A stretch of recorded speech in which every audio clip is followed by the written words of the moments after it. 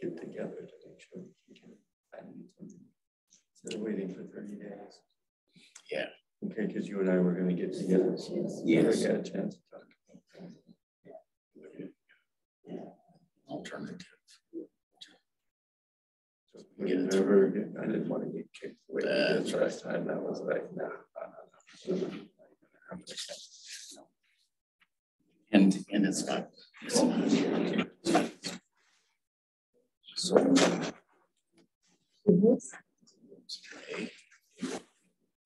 Just hit start. Just hit start? Yeah. And I'm right on time. Hey, how are you? Good, how are you? Good. Do you Long time no want see us you. It has been a while. Like it's been a total No, change of like this, seasons. right, since yeah. I was I by think so. myself. Oh, sure. Awesome, thank you. Sure. And you're gonna take the minutes and all that stuff. So anything new and exciting? Not really. How about you? Well, just the campaign gearing up. I you know. suppose. Yeah, How's that going for you?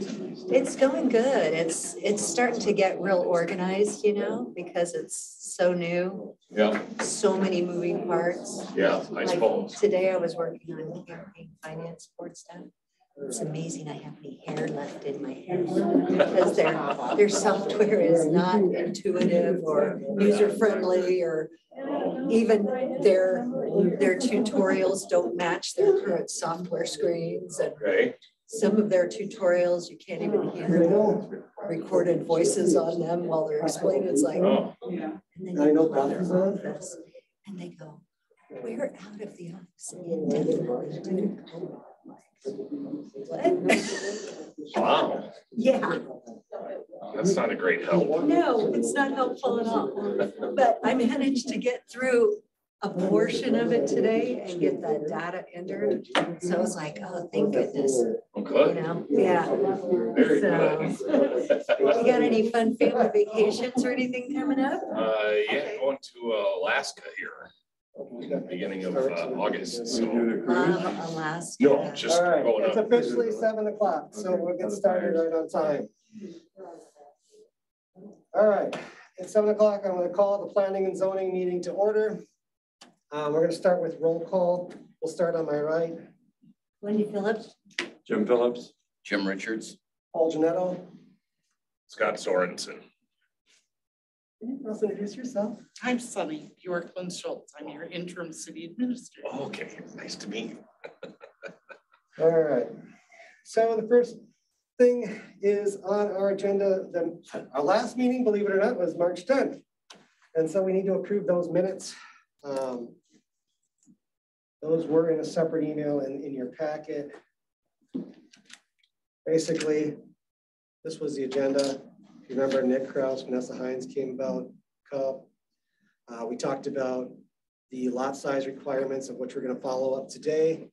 And Bathroom Stantec's going to go over some of those recommendations.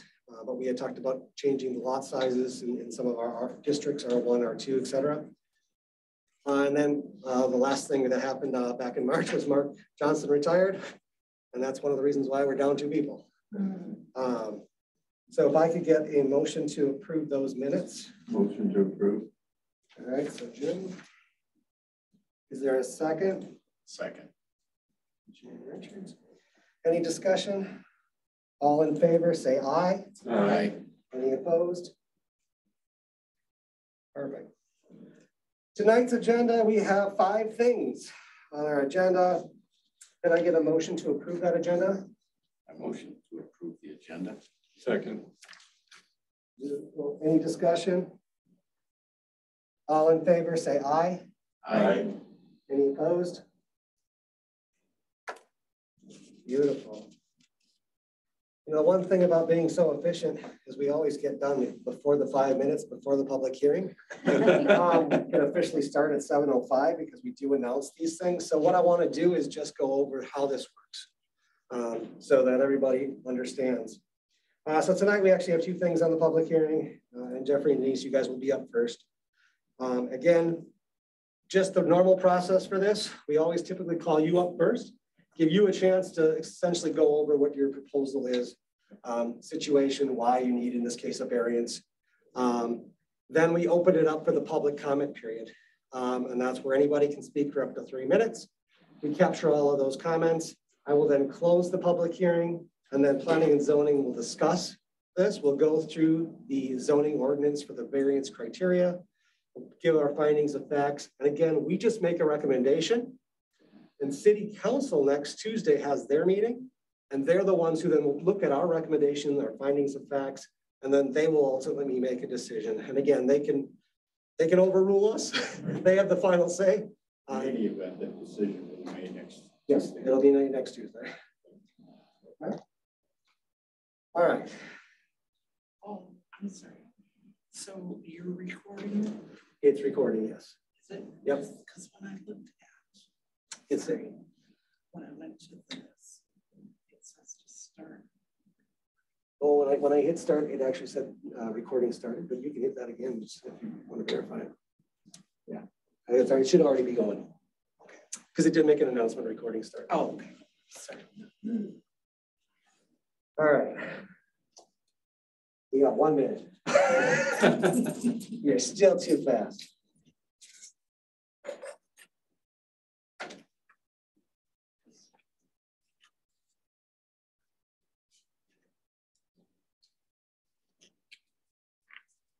Just so you're aware, again, the city has your full application packet information.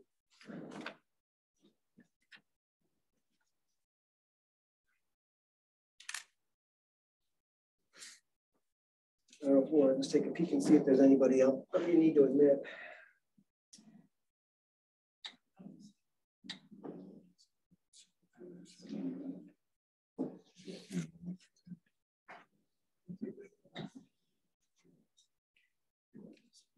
Yeah, see it's recording. Okay, good. So we're good there. I'm not seeing anybody want it. All right, perfect. All right, 7:05. All right, so we're at our first thing on our agenda, and I'm just going to scroll down here. So anybody who ever does join there can see what we also show here on the screen.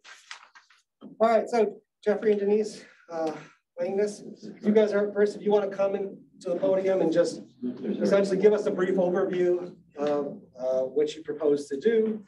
Good evening, everybody. My wife Denise and I, just to give you a little background on what happened here. We built a house.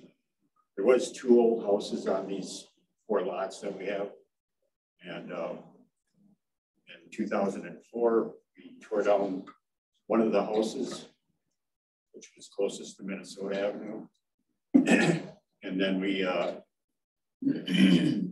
actually we tore down the back house first, right? And we built our house where that existing house, that old house, small house. We lived in the front house, and then after we got done building, we tore down the front house, which left a garage there. We didn't tear down the garage at that time. It's a 24 by 32, I believe.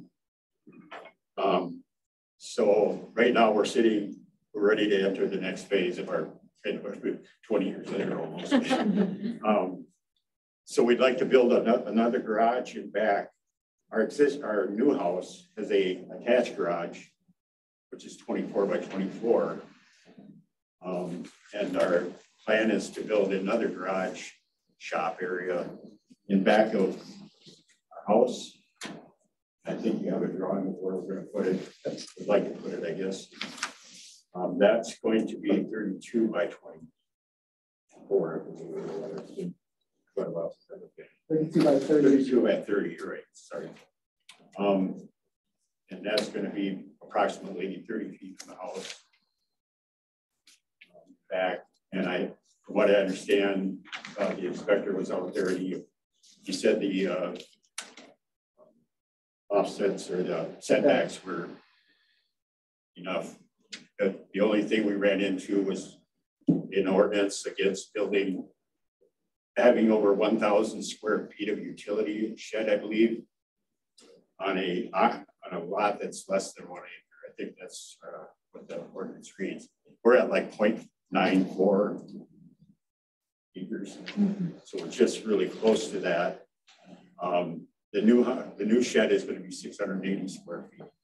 Our existing one is 24, but I think it's like 500 some. So what we'd like to do is ask for variance to go over that 1,000 square feet, having it just less than an acre. That's pretty much summed it up, I guess. And then we'd like to, when we're done with that new shed, the front shed, the old garage that was originally standing there, or still is standing there, will be torn down and removed. So I'm not sure. I think there's an ordinance against building a shed in front of your house or having a shed in front of your house, maybe.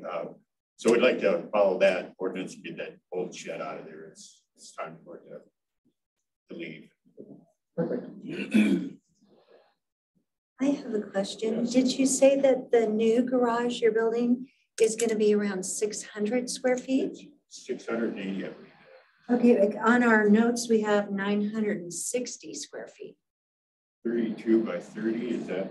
30 by 32 is 960 Oh, square. I made a mistake. I'm sorry. I guess it would be 900. Okay. 980 square. 960. I just wanted to make I should have sure reviewed we my notes had, before it came up correct.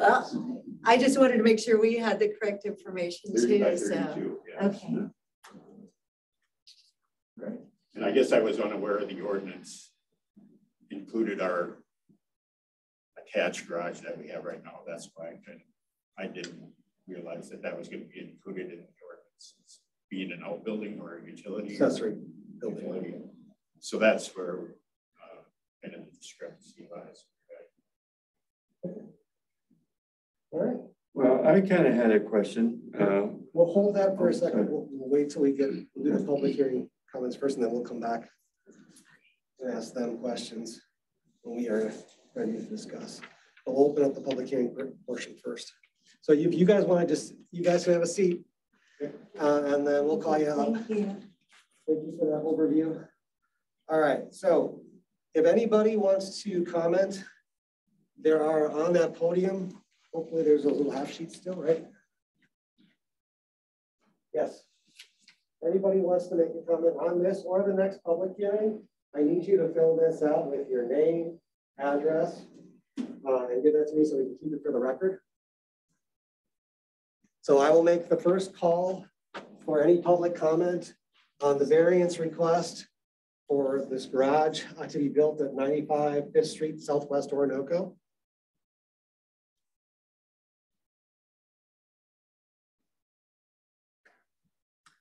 This is the part where I have to do 3 calls. I will now do a second call if anybody wants to comment on the request for the garage variance at 95 5th Street, Southwest Orinoco.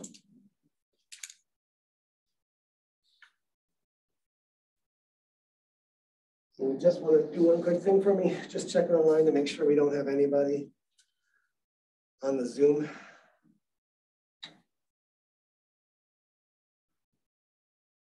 We got one person to admit. And I'm not seeing where to do that. So let's take this. Let me click on the blue admit here. Oh, up there on your screen. Yeah, you got to look at it. Oh, sorry.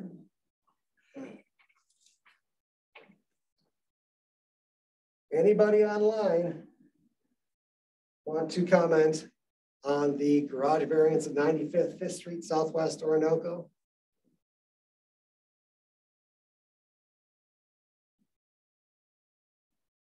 All right, I'll make my third and final call for any public comments on the garage variance at 95th 5th Street, Southwest Orinoco.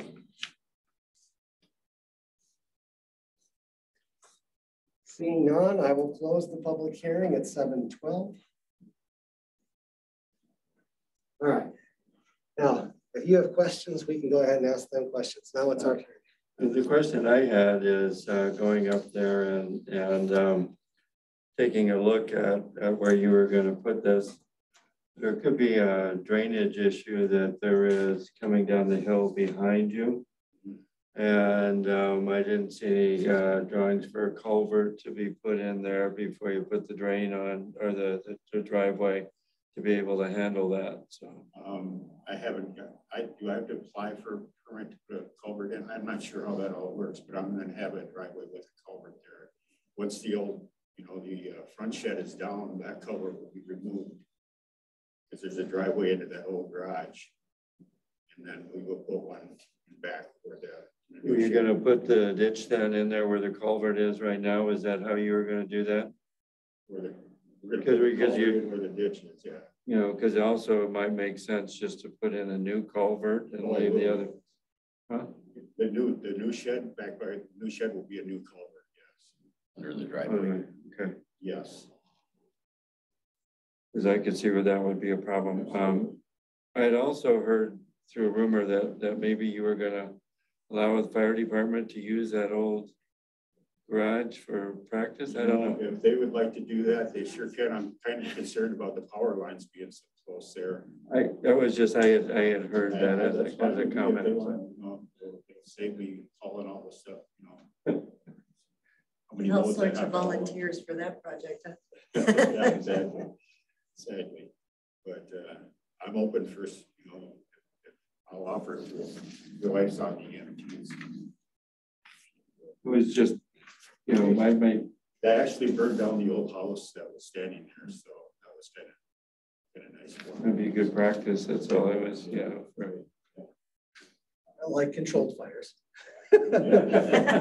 That's right, we don't want our house up. We didn't want to build a house with a garage. That's Probably right. very controlled with those power lines too, right? The power lines. Are Yeah. questionable, yeah. So I'd like them to take a look before they, sure. That was the culvert, right? Your question? Yeah, so one question that I have is in terms of the driveways. So will you abandon the driveway of the existing shed? Because I think, do we have to get some type of variance for a second driveway as well? I So, think it said in here that they were removing that old driveway, right? yeah, so that was my question. If they remove that old driveway, do they even have to get a variance because they're just replacing the existing one? Anytime you touch it, Then you have to reapply. That's what I thought. because we technically only have one driveway per lot.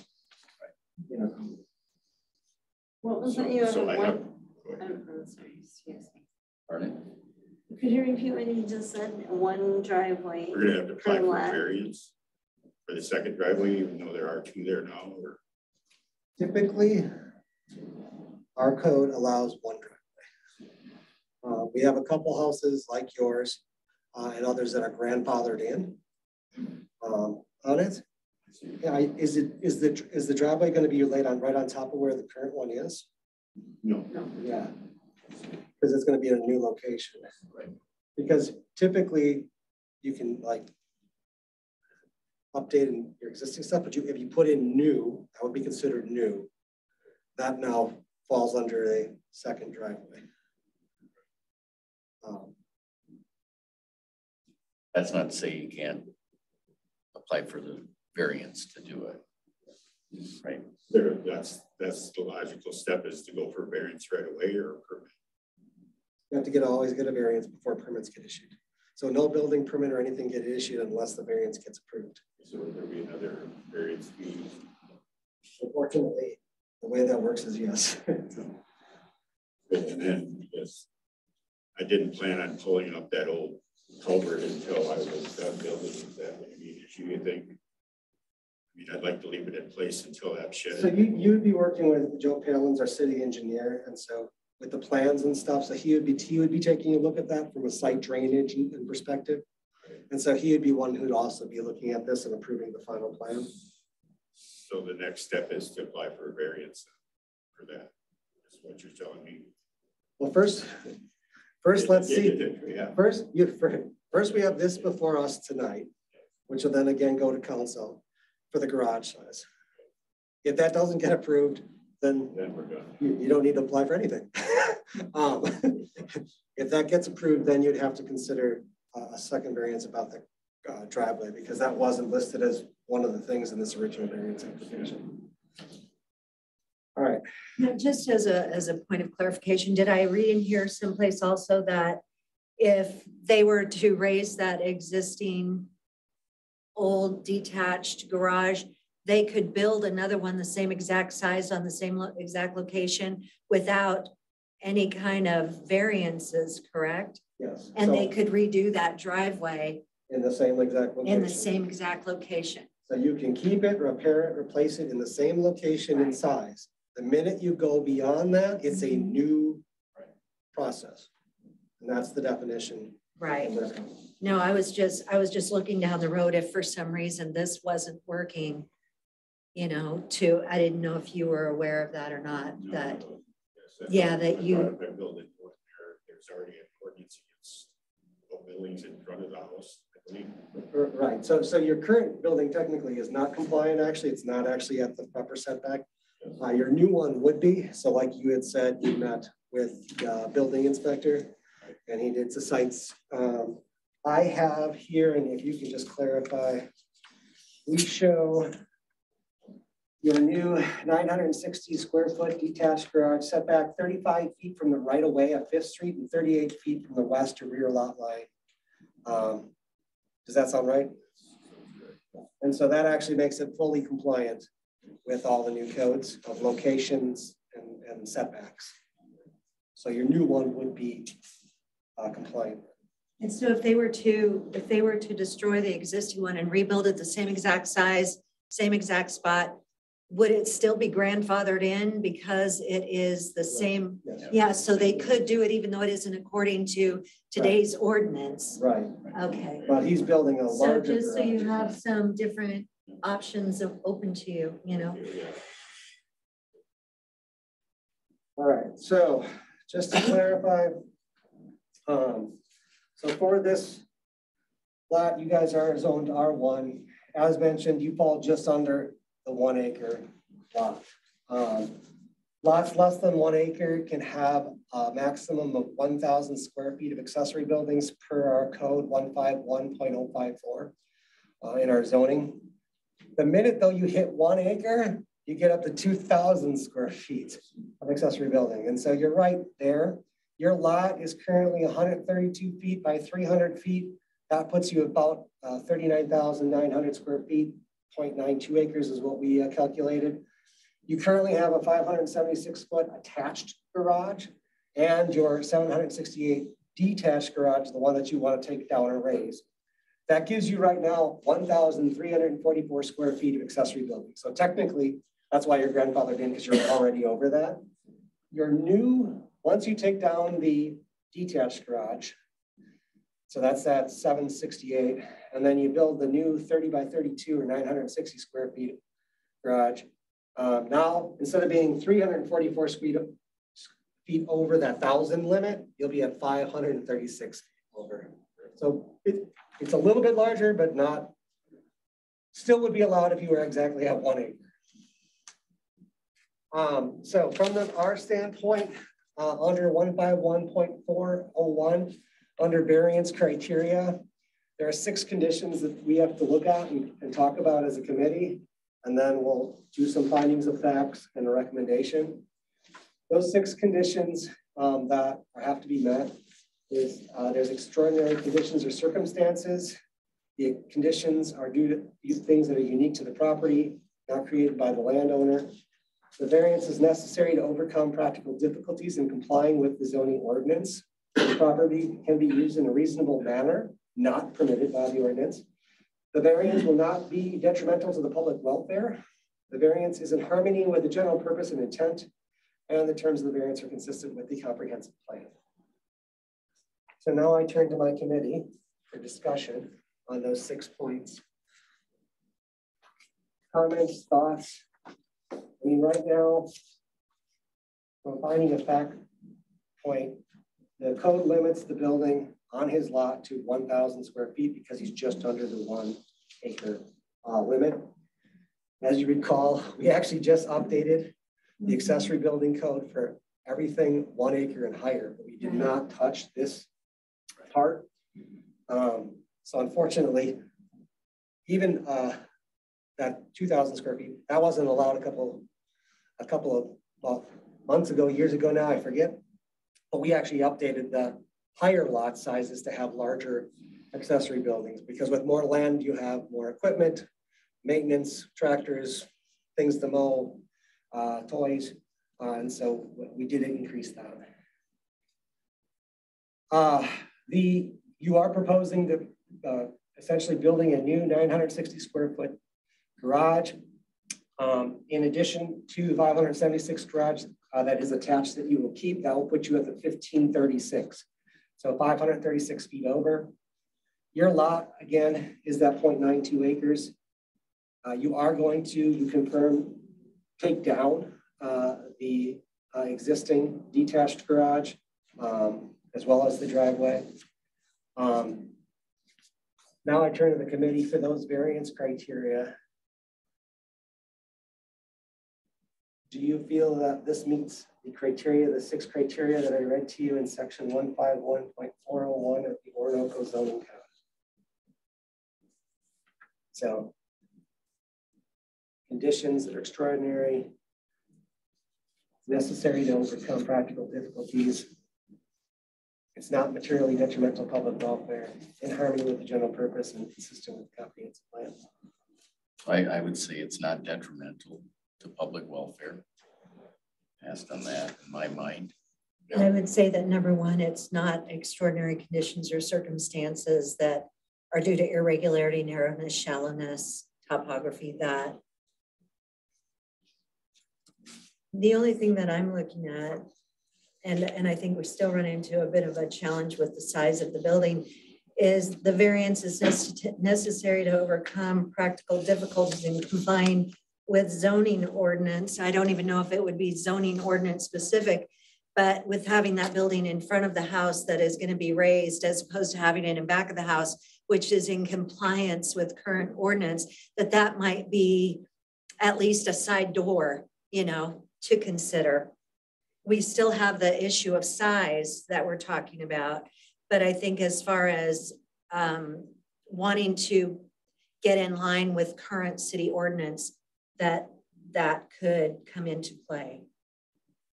I actually like the fact that it will put the building into compliance. Right. He's already just over. I had talked to Phil from Stantec about this, and one of the things that we might want to consider, fortunately doesn't benefit you right now, but future, is we want to consider a sliding scale. So, you know, as you get closer to 1 acre, you could have more buildings, as opposed to 0.99 acres and magically at 1 acre, now you can have another 1,000-foot building. Exactly. That's kind of extreme.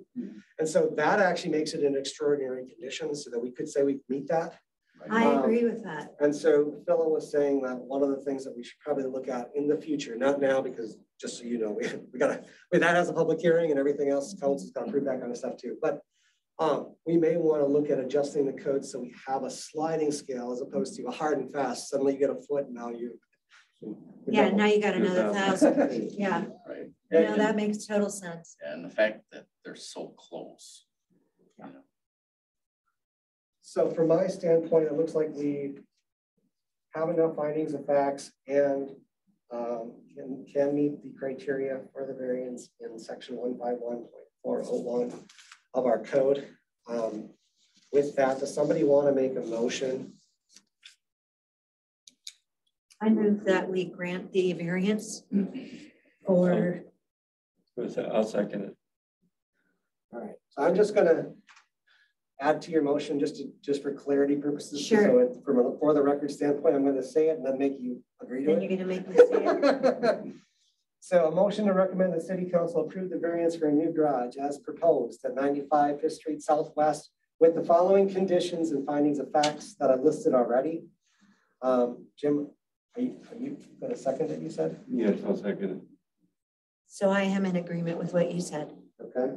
Now, just so you know, here's the conditions that we are going to attach to this. So anytime we do a variance, planning and zoning can attach conditions to it. The conditions that I'm recommending that we add to Wendy's motion, and this came to us from Phil. This was in the packet sent to all of us. The new garage located exactly where you said, the 35 feet from the right of way, 38 feet from the west lot line, as shown in the report. Your existing detached garage will be removed and the driveway removed. And all requirements of the city engineer will be met before issuing a building permit. Yes, so is it just for the residents' sake as well, is there a time limit on condition number 2? Or are we saying that all of these conditions have to be met before a building permit? Are we saying that garage has to be taken down? As planning and zoning, we set that condition. Okay. City council can change it. I don't think it needs to be done prior, personally. No, I think it could be done after, but it should be within a reasonable time. Do you want to propose a limit? Like a 3 month, 6 month, 1 year, you know? I guess I would go back to the homeowner to ask, because I'm sure you probably have a plan as to when. Before the snow flies, my wife would like it about 10 minutes after. Okay. Well, especially A woman after my own heart. Especially. You're probably sure. I mean, we're just getting going now. I'm sure it'll probably be done before that, but I guess just to be safe, I'd like to say maybe 2 months or possibly 3 months. How many months? 2 or 3 months. 2 or 3 would be nice. Yeah. So should we say? I would let's say within a 3 month limit. Yeah.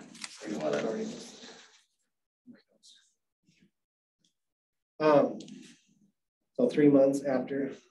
Well, plus it's gonna, if the fire department's gonna burn it down, that might also play a role. Yeah. When Right. that happens.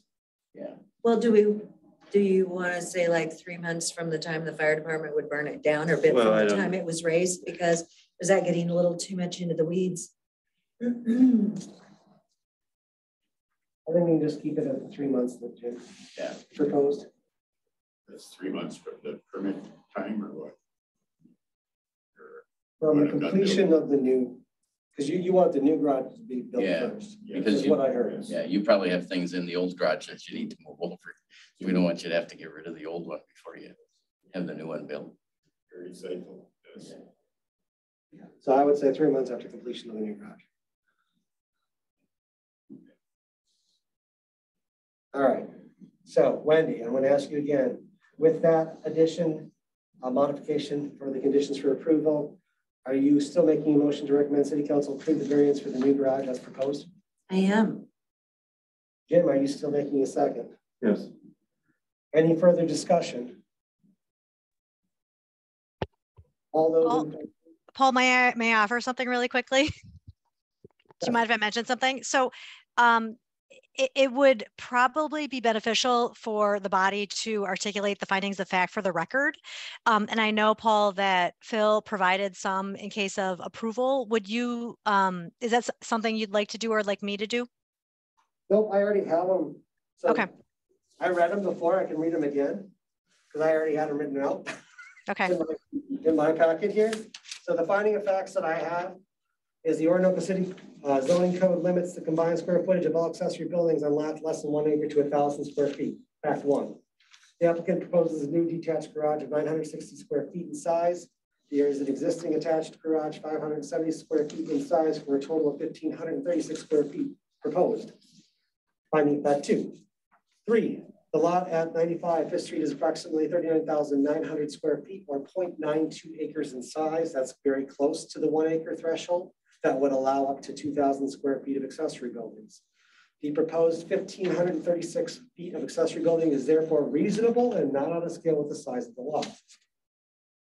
Fact number 4, the existing detached garage is to be raised and replaced with this new 960 square foot detached garage.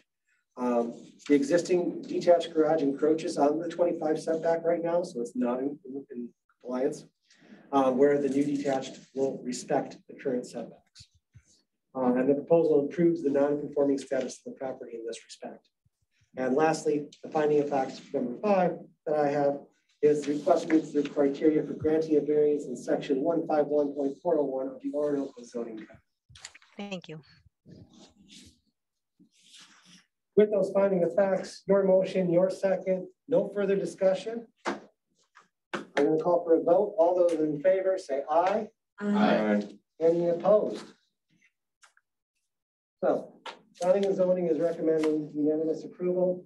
Again, you have actually two city council members, our two Jim, who will be there again on Tuesday when council will take this motion up. They will be the ones though making the final determination. Okay. Thank you. Thank you. Thank you. All right. With that, we are going to go to our next public hearing. Is Matt or Lisa? Beautiful. You guys are up. You guys are here to consider a request for both a lot split and a variance at 505 2nd Avenue Southeast Orinoco. Did you guys want to sort of give us a summary of your application, what you're doing, what your intentions are?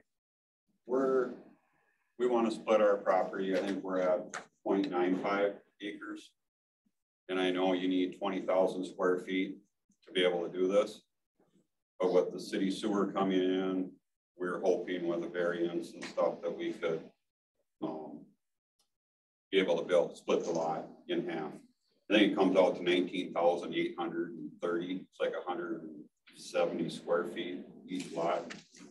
You know, after it's split, shy of 20,000. We just want to downsize. We want to build a new home in the back, the other lot after it's split. Sell the existing home. And sell the existing house. So, and it wouldn't be probably till next spring when city sewer is in.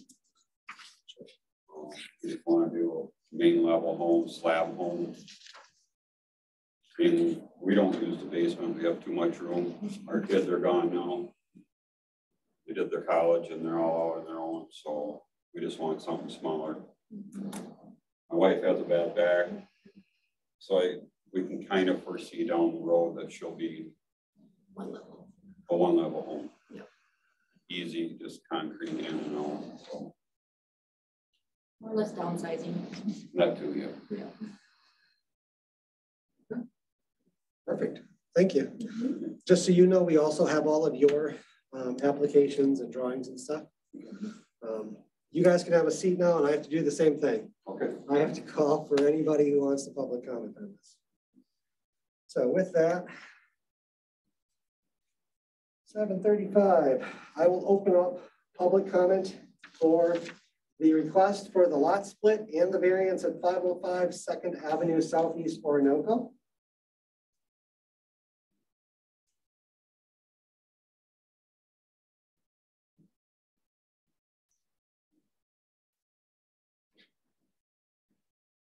Quiet group. I will do a second call for the public hearing for the lot split and variance at 505 2nd Avenue Southeast.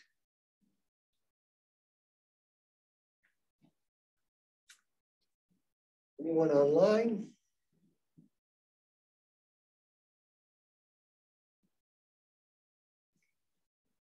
And lastly, I will do my third and final call for public comment for the lot split and variance for 505 2nd Avenue Southeast.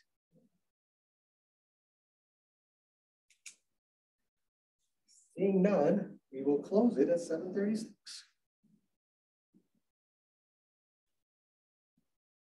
Those are my new members. This is how most things go. We don't get a lot of comment, unfortunately, which is probably a good thing. With that, I'm going to open up the discussion to planning and zoning. We have two things to consider here. The key thing is they both have to be approved in order for it to go through. Can't approve one and not the other, since the whole point is to split the lot, and then they need the variance because of the lot size.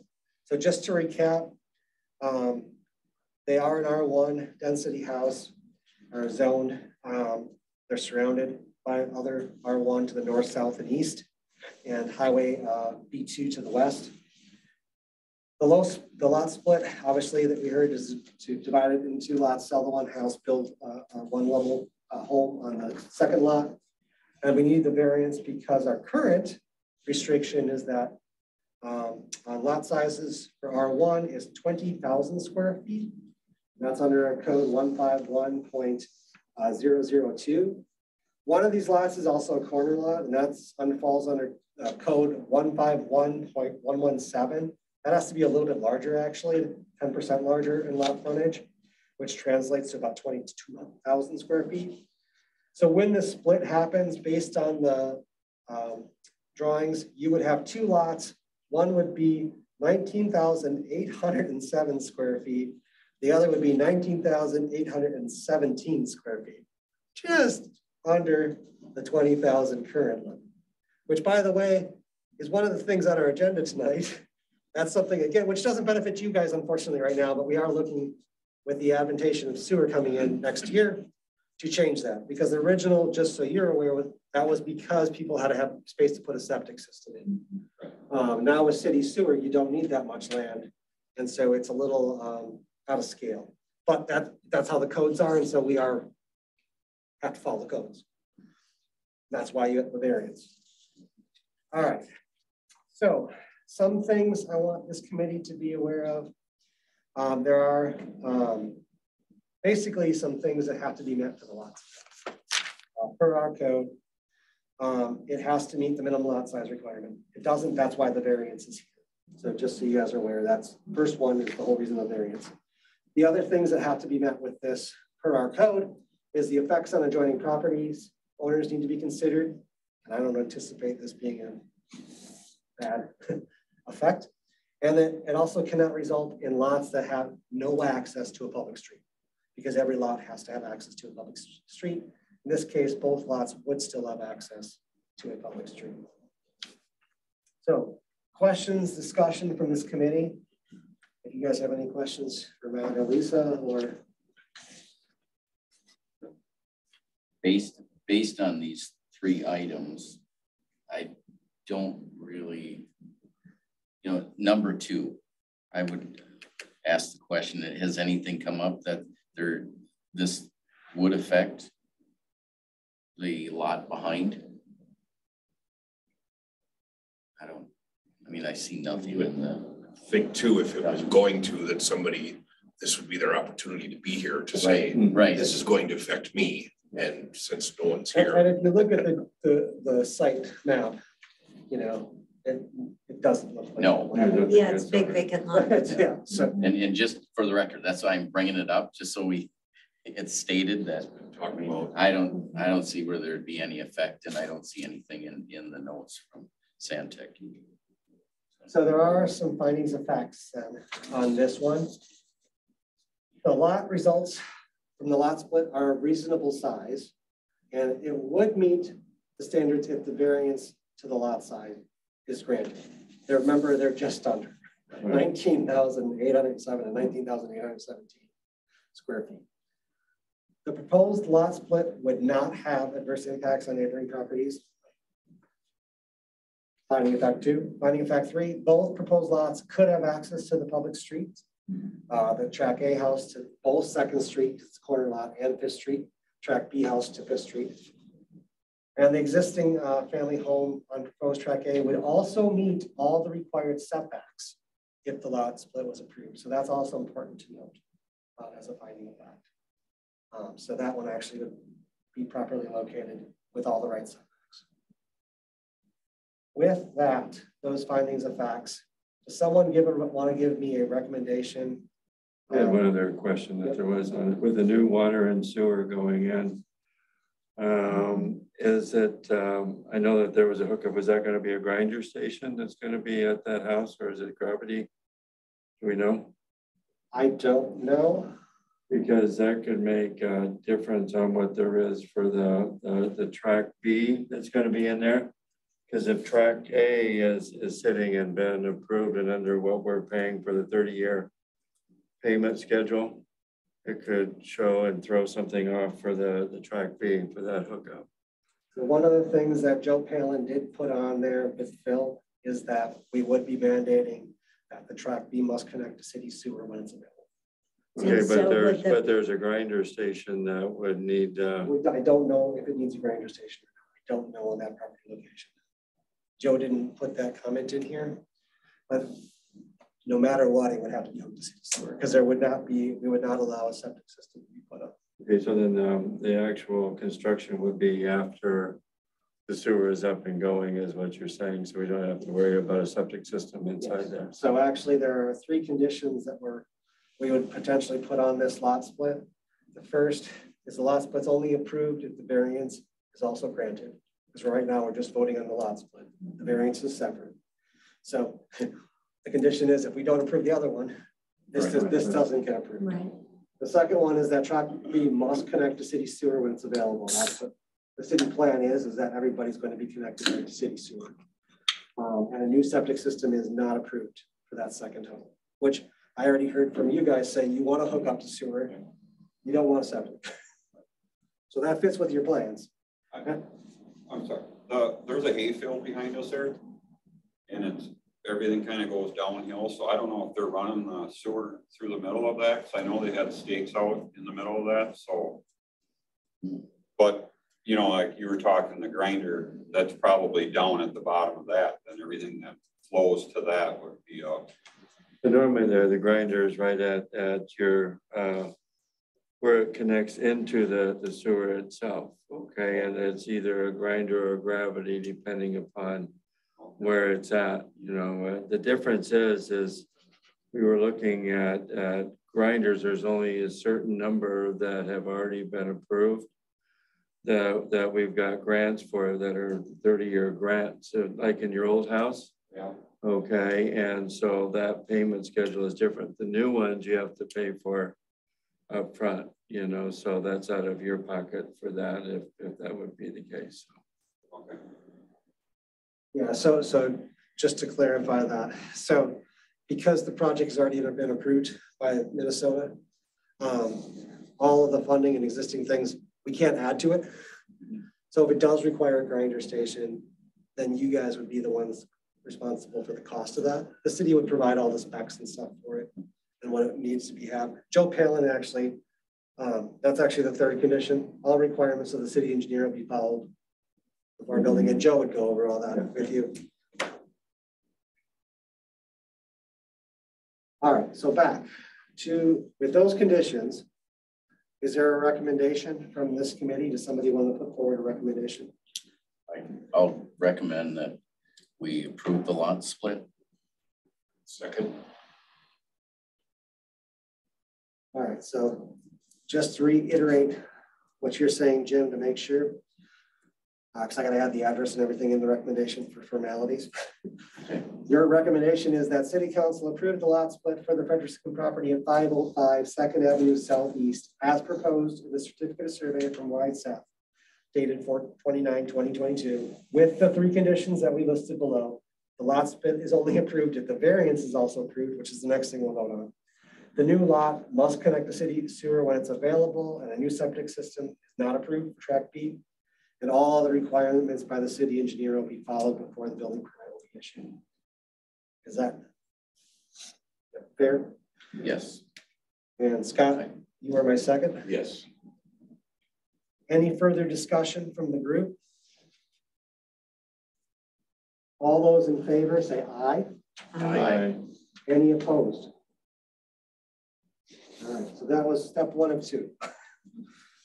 All right, now you still need a variance because you fall under, so we're approving the lot split, but again, still gonna go to city council on Tuesday for a final vote. For the variance, finding of facts.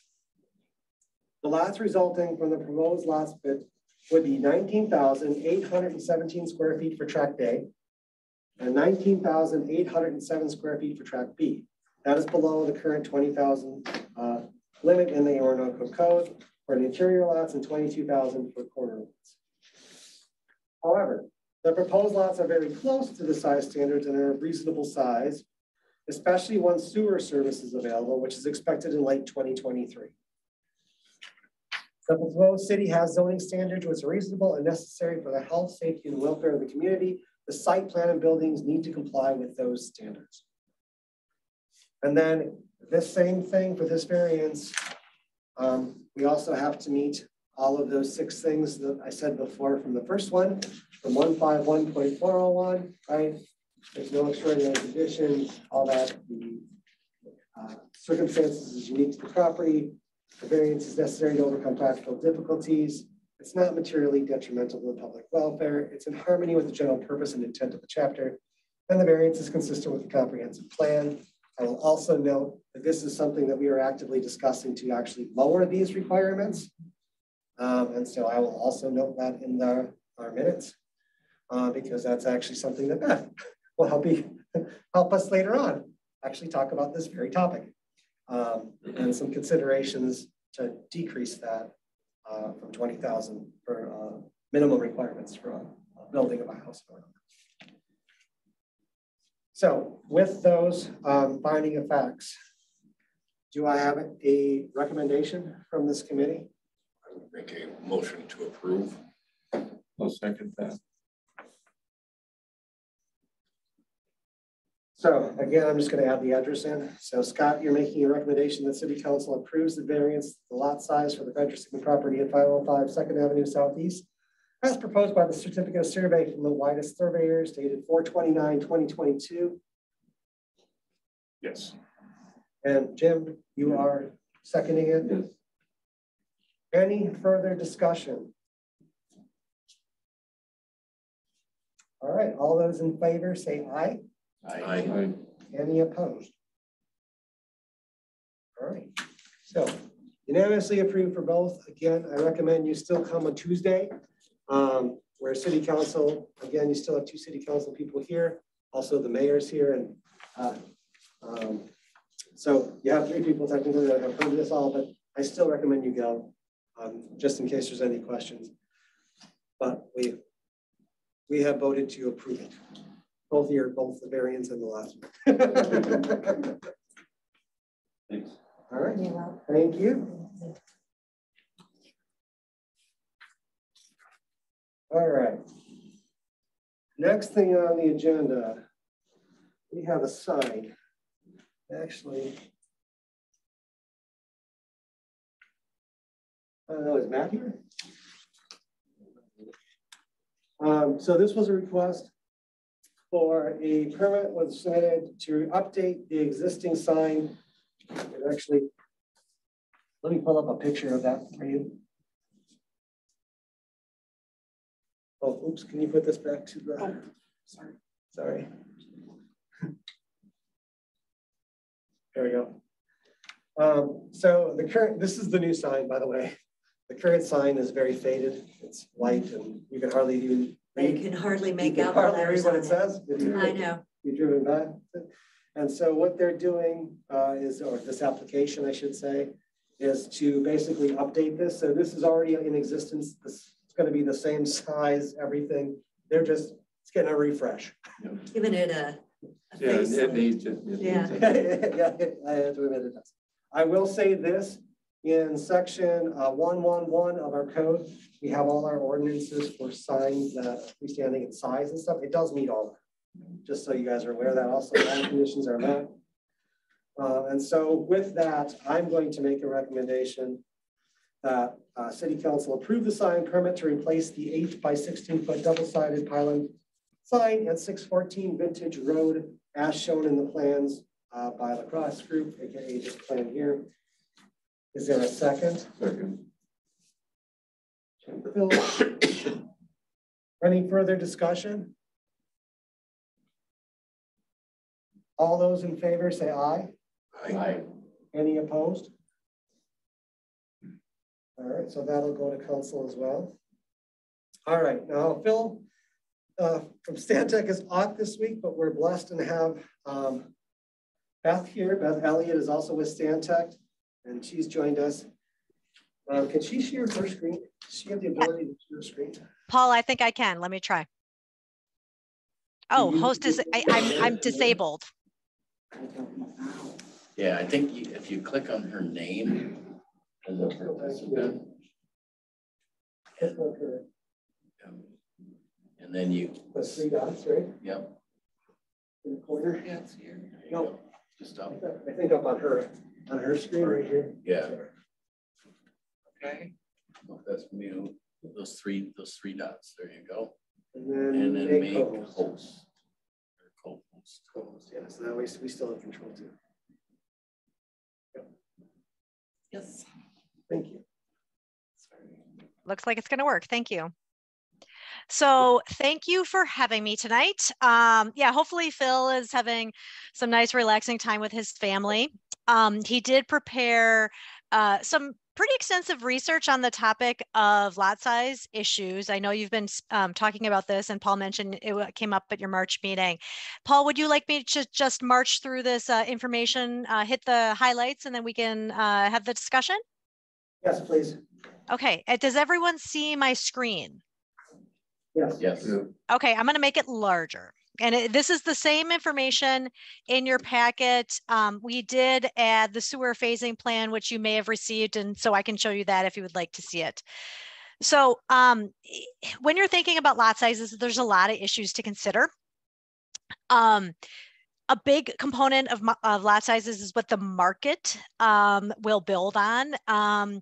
A couple decades ago, we were seeing a lot of large lot subdivisions built.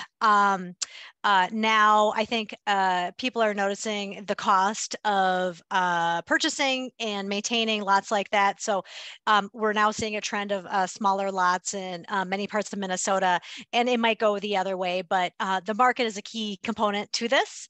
And I think a big piece of that is having a range of lot sizes within Orinoco, and that really can accommodate a variety of buyers. It's also about considering the character, and this is there's a component of this research that Phil did that looked a little bit at character areas inside Orinoco and kind of, where you might start phasing some lot size shifts. But large lots convey this spaciousness, this luxury, and it's for people who want a little bit more separation and isolation. Smaller lots can be more intimate and also a little bit of crowding. But there's people in the market who like both. Also, in consideration of character, you can allow elements like duplexes and townhouses that can increase density, but generally have the same site standards, same footprint, maybe same height, but again, offer some more variety of housing options. When it comes to density, it definitely creates a critical mass of population, and that is a huge support for local businesses to have more people living near them. It can also create more walkability, more places to walk. You might see your neighbors more connectedness. Density also reduces the cost of infrastructure, which is a big consideration. And some people want that dense environment, some don't. You would probably want to consider the area, the full area of the lots. The width and depth are important too, but also the lot coverage.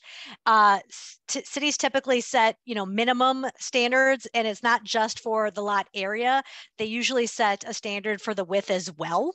And some of that is based on character, but some of it is also based on the infrastructure and how you can connect to infrastructure. Another component is, of course, thinking about the environment and lot coverage. Some of the discussions tonight were about additional accessory structures. That's more coverage on properties. So you're talking about the house, the garage, driveways. A lot of that's called impervious surfaces, and that can impact stormwater. And then, of course, preparing for lot splits. And we saw tonight, I think tonight is a perfect example of some of the demand for smaller lots and houses that people can downsize into. I think the other side is, people might want larger homes as well. So it's nice to, again, have that variety and diversity inside a community. So one thing Phil did that might be helpful is he looked at adjacent communities to evaluate their lot sizes. And I think there's quite a bit of consistency in what we found here. I was surprised, and I think Phil was surprised. I think we were intending to maybe see larger required lots for more of a rural feel. But if you look at Zumbrota and places like Pine Island, you might be getting up to 9,000, 11,000 square foot lots, but there is a wide variety here. And when you look at I would say, 7,000, 8,000, 9,000. And then in your existing historic downtown, the lots average 7,000 to 10,000 square feet. Phil is amazing at diagrams, so he kind of did some diagrams to show what those differences are if you're interested. We also pulled up, I'm going to make my screen a little bit smaller so you can see these together. Just some character examples. There's a few from Rochester and some from other communities that I can show you. These are just examples where you can see the size of the lots as well as some examples of what that looks like from your street view. This is the east side of Rochester. We're talking about 6,500 square feet to 9,000. And again, Phil put the width of the lots because as you look at it, that makes a big difference. This one on the east side is 45 feet to 60 feet. A little bit more larger lot examples, 7,000 to 10,000 on the northwest side of Rochester. Again, the width of the lot is comparably getting larger, in this case, 60 to 75 feet. The Century Hills neighborhood of Rochester, again, getting a little bit larger. You're talking about lot widths of 85 feet to 100 feet. And the lots get really large, quite large, 12,000 to 22,000. And then we start to look at Pine Island, 9,000 to 10,000. So I think you can take a look at more of this. I don't have to go through all the details of these precedents, but I think the message is that you can get a lot of different characters with that width and the size of the lot. And frankly, I think a lot of these characters also reflect quite a bit about what you have already in your community. So when you're thinking about lot, I'm going to make this a little bit larger now. When you're thinking about lot splits and replatting, existing large lots could, and I'll show the example just as an example, but existing large lots could be split or replatted just like tonight into several lots. Individual lots could subdivide on their own. If a lot size and access were appropriate and met your code.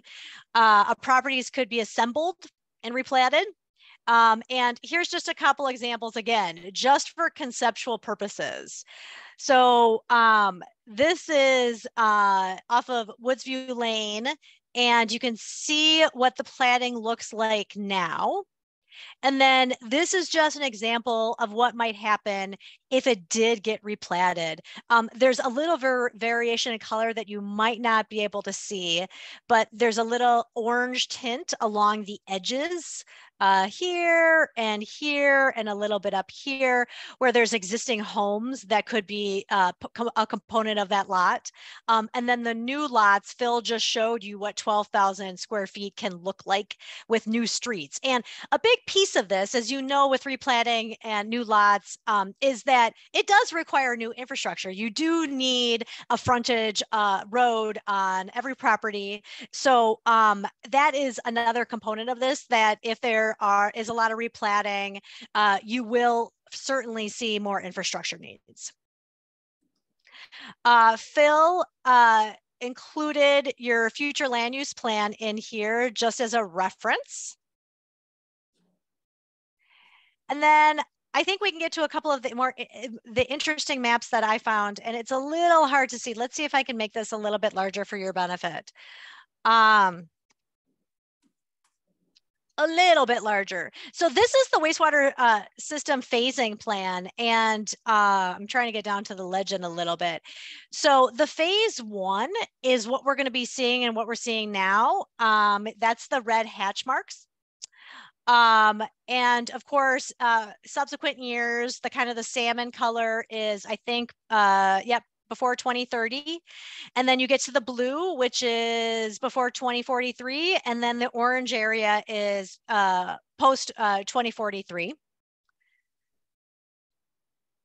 And so that would be a big consideration in, phasing your own lot size map. And Phil gave some ideas here. I'll make this a little bit smaller, but again, you do have this in your packet if you want to look at it all together. So, just as an exercise, Phil looked at the characters of some of the existing parts of Orinoco and where you might start and where you might think of doing those smallest lots and medium-sized lots and largest lots. An obvious place to kind of match existing character with smaller lots is the downtown. And then he kind of included some areas where you might want to see some intermediate sizes kind of in and around the downtown. And of course, larger lots in places that already have larger lots. So you start to get, and one of the benefits of creating kind of these medium-sized lots adjacent to downtown is obviously creating a little bit more of that density to support your historic downtown and the businesses there. And then, of course, creating more of that kind of bucolic character a little bit outside on the edges of the city. So as we get to a little bit of the recommendations, these are just high-level recommendations, more for discussion purposes, but our recommendation is that you do create a range of districts and lot sizes, and I've talked about that quite extensively, that you really are catching a lot more markets and a lot more of what people might be looking for. A lot of what we hear is that my kids grew up in this community and they can't afford to live here, and I really want them close by. And so creating a diversity of lot sizes also creates a diversity of price points, which might be a big deal. And you could certainly use your comprehensive plan and the sewer phasing plan as tools to figure out that range. Look at what the adjacent communities did. Look and see what's successful. Look at what's getting developed. We can certainly help support you in calling some of those communities and finding out average size lots and average width lots for some of the new subdivisions that and replattings that they're seeing. But again, what we saw from our own research was a range. What Phil put here is that there's a large range, but 4,500 to 11,000 is kind of the range in the nearby cities, but most of them 7,500 to 9,000. A big piece that we always find is really important is call local builders, call local developers, call the realtors and ask them what the market is bringing right now and what is selling. This advice is helpful, and it's just more context to give you about what is really going to fit well in Orinoco. Of course, a big piece of this could be researching SAC and WAC charges related to lot sizes. And that particularly relates to the frontage and the widths. And just have a more robust discussion beyond just the lot sizes. Think about whether you want to offer opportunities for a little bit more density that fits with the character that you're looking for. Accessory dwelling units have become a more commonplace thing for communities like Orinoco to add into their zoning codes. Duplexes, cluster development, things like that. We see quite a bit of variety in the new housing developments applications that we see. And I think, again, developers are really trying to meet the market where it is. And set the densest standards that you are comfortable with. This helps maintain that cost of the infrastructure. And as the city develops, you will always get more dense, not less. So do it in a way that really fits what you want. But maybe push the limits a little bit. Maybe one way of doing that again is through that density that still fits that character and kind of the bulk of the buildings that you're looking for. So Phil is suggesting, just as a starting point, 6,000 square feet in downtown, 8,000 in that intermediate area surrounding downtown, and 10,000 in the outer area. So that's just as a point of discussion. So any questions on what I presented? Otherwise, I'll just leave it over to the commission. So Beth, this is Jim Richards. Hi, Jim. I have a question. You had mentioned accessory dwellings. What's the definition of an accessory dwelling? Jim, I think, so that's a good question. And the reason I'm hedging here is because communities define it in different ways. I think what you would want to do is look at how communities like Orinoco are defining it. So typically an accessory dwelling unit is accessory to the primary house. It's either usually, it's a lot of times above a garage. When people are rebuilding their garages, they might build a unit above a garage for their kids to live in, or grandma and grandpa. Sometimes communities are defining it as an additional unit inside the house. Usually, Jim, the factor though is that it has its own separate entrance and exit into the house. But it has it's its own unit. It has its own plumbing. It has its own kitchen. It's a complete unit in and of itself, but it's an additional unit on a property. And we're seeing these in places, you know, Minnetonka Beach in the Twin Cities is one of our communities that we work with, Phil, in particular, and they have an accessory dwelling unit ordinance, and they're seeing a few in their community. And so it really is a component of an ordinance, just a little bit of a different type of unit, a little bit of density, but it is looking to be something that communities of all sizes want in their code. Okay. Hi, Beth. This is Wendy Phillips. And with the accessory dwelling unit, are you suggesting that those units are being built on the smallest size lots in the downtown areas?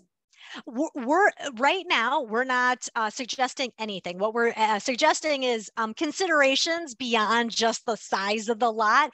We also are suggesting that you think about what is on the lot, and do you want to allow density in other ways besides the lot size. So I would say that that is a perfectly appropriate discussion to have in the future, and we would be happy to do a little best practices research if you need us to.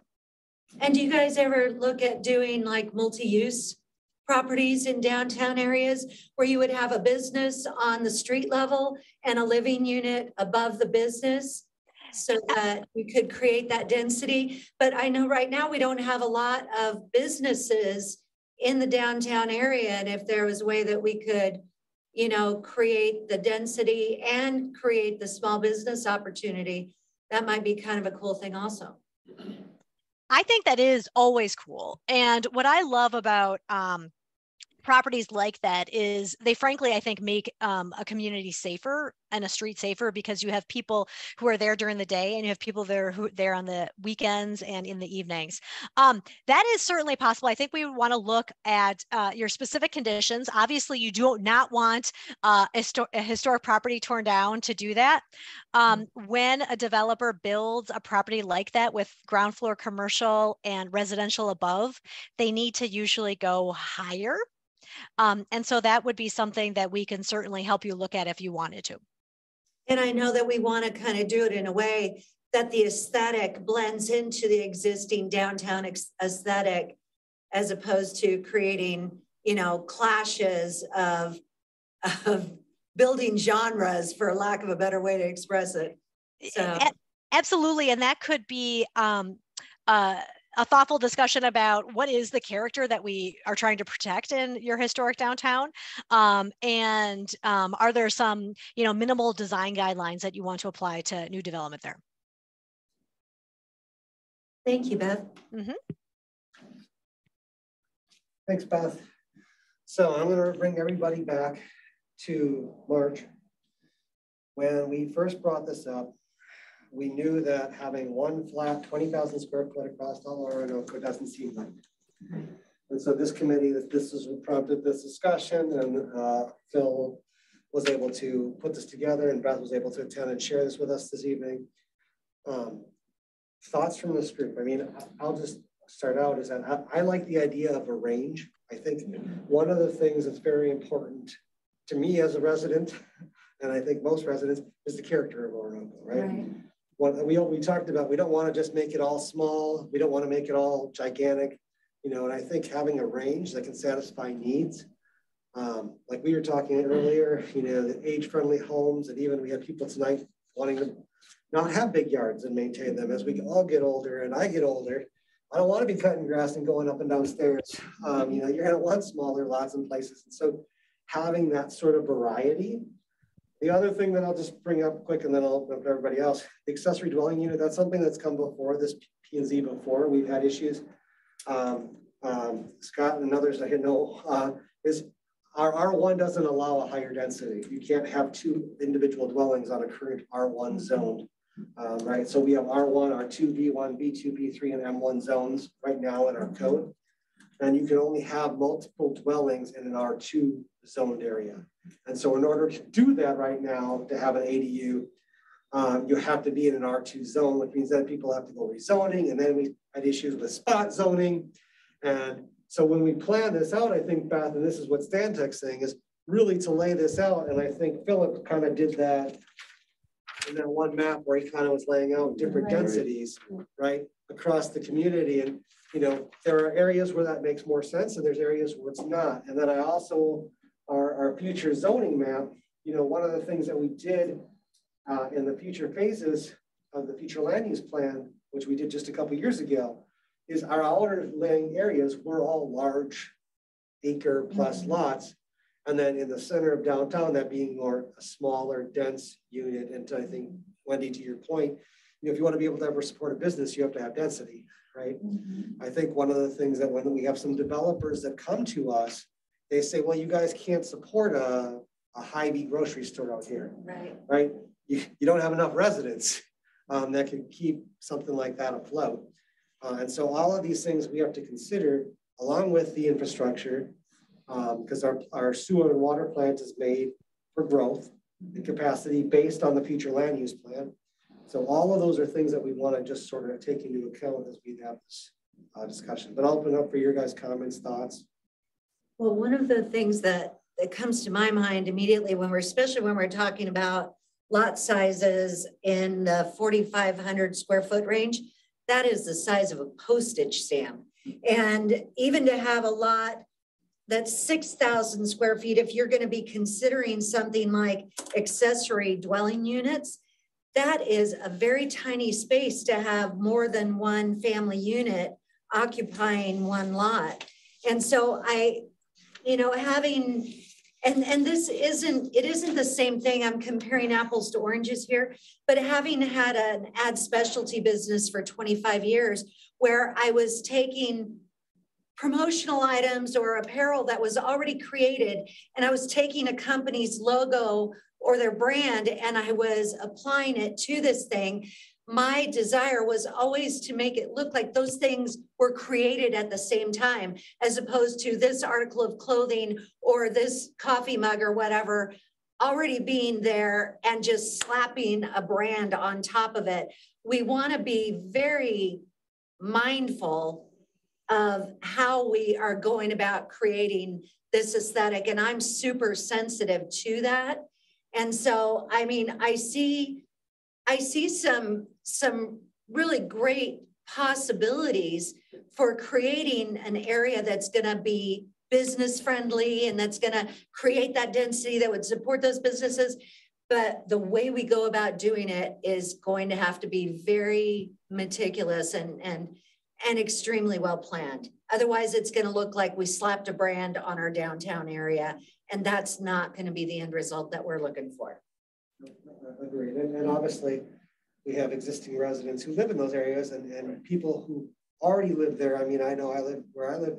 If you were to suddenly say, I want to change that character, well, I bought my house knowing this is what it was. Exactly. And so if I'm going to change it, I would want, as a resident, I'd want to be involved, like, is that something I want? Absolutely. Right? So, because we all bought our lots and homes with the intent that this is how it's with the small town feel. Yeah.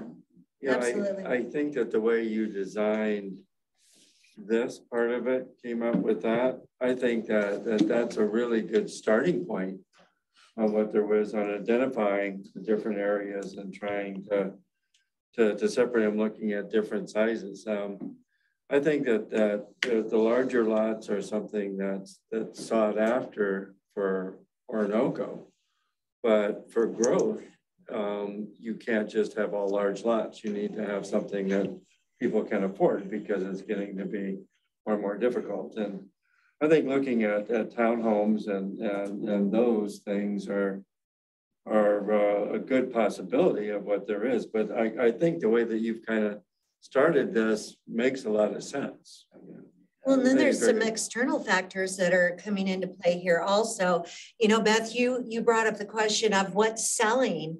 You know, we have seen such an abrupt change in the real estate market just in the last couple of months, with interest rates going up, and with building and creating, you know, smaller properties and smaller lots.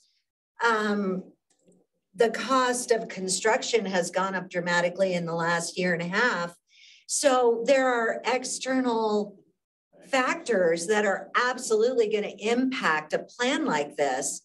And it's nothing that we have any control over, or that we can even predict when it's going to level off or even go back into something that's more reasonable regarding interest rates on homes and the cost of construction. So, I mean, there's just some real interesting variables right now that are factoring into this as well. You have your real estate license. So, I do. So Beth, Wendy is also a real estate license and agent. So, but I think that's part of the point, is that you have to look at developers, real estate agents.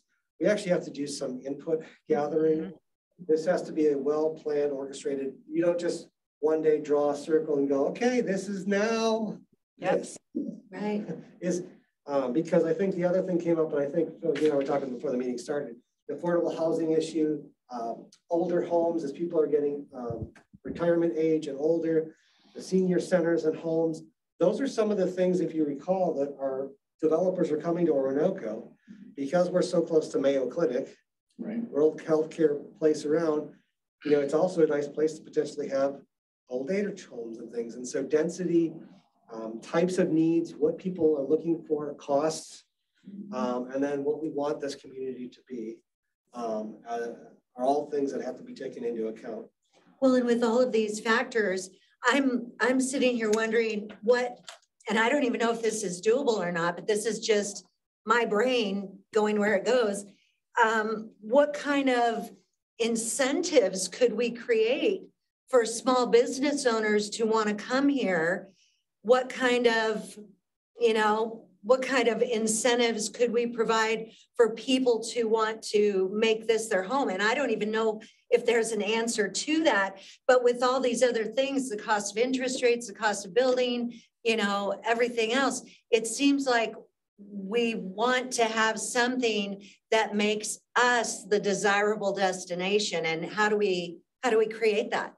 And I think part of that is CETA too, which is what we were going to get started with, getting some of their input also with what it might be, and see what's available, you know, because there's where some of the incentives can come into for be able to get businesses to come in, you know, and develop that. So I know that's been put off for a little while, but I think that that's also a good direction. And I think this is the timing to take a look at it now, because the water and sewer project isn't going to be complete till the end of next year. But if you're looking at developers or people that are looking at doing it, now's the time you should be talking to them. We want to be ahead of it. For them to do it. And I know there's some properties that are for sale around here that are ideal right now that we can bring them. I don't know if you've talked to any of them or have any ideas with that. So yeah, no, we do have a lot of properties for sale and a lot of nice prime spots too. Well, and if interest rates are going up and the whole seller's market that we've been in for the last 2 years solid is starting to change, you know, it's like the tide is shifting.